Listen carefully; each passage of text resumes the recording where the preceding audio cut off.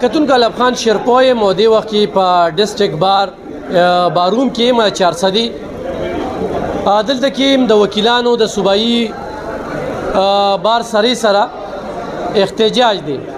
احتجاج وجه څه ده؟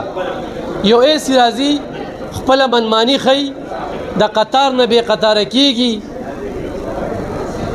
او ځان پکې ورټومبي چې ما ته بس تیل واچوه. په دغه تناظر کې دغه ځای کې یو تکړه وکیل چې د هر څه ګوري نو هغه برداشت نه کي او هغه ورشي ورته وایي چې صاحبه ته زیاتې کې هغه سره بیا خپل غونډګر وي څنګه چې 400 د هسپتال یې سره غونډګر دي دا پولیس نه دي.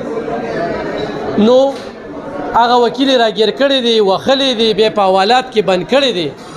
اوس ډېر خلک وایي چې یاره دا وکیلان ولې احتجاجونه کوي؟ وکیلان موږ ته تکلیف راکوي.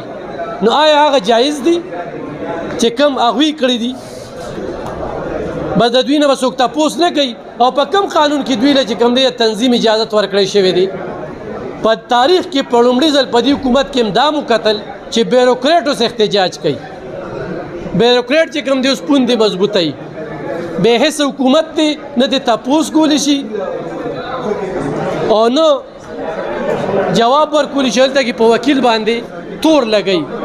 خو په دې واقعه کې زموږ چې څونه سروې ده عام عوام چې کوم دی وکیلان سپورټ کوي، تاجران وکیلان سپورټ کوي، اکثریت صحافیان چې کوم دی هغه وکیلان سپورټ کوي او وکیلانو نه دغه غوښتنه کوي چې دې خلکو د باچاګردي ختمه کړي، دوی سره د احتساب وشي، دوی ته چې کوم اخراجات او کوم خرچې دي نو دا دې پې بندې کړي شي.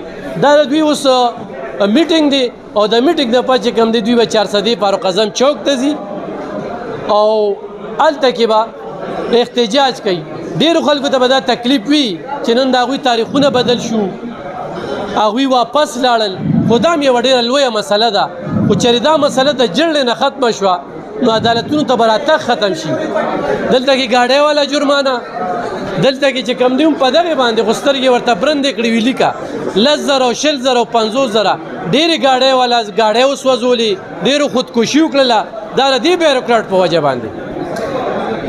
نو نن چې دا کوم احتجاج روان دی دا احتجاج د وکیلانو دپاره نه دی. زه دا ګڼم چې دا د عام ولس دپاره هم دی. عام ولس ته به د دې جنګ نه ډېرې پیدې رارسي.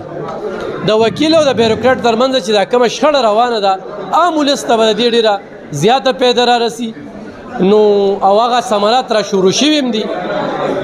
نو کتونکو موږ هم په دغه احتجاج کې شریک یو او د دوی سره به چوک ته ځو. نو زموږ سره